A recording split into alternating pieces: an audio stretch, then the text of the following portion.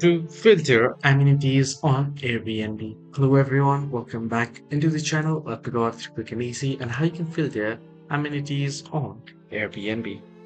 Well, we'll be guided through. First things first, you can go to the Airbnb website or app and start with a basic search. So you want to search where? So I'll search for here for this particular place, and you can see you can select date and you can select who and such, right? And you can search, right? Then once you have searched in for a particular area and particular date and such, then you want to select the filters tab. Once under filters, what you want to do is you want to scroll down within the filters panel to find the amenities section. So you can see amenities.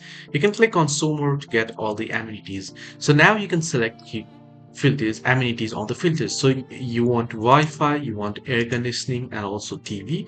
And if you want essentials, that is kitchen and hair dryer. And also if you want some features such as pool and such, then you can proceed to show. Now you can see out of that I have searched for, I've got two different places here that here I can book. So this is how you can filter using amenities on Airbnb. Hope this video helped you to like and subscribe as well.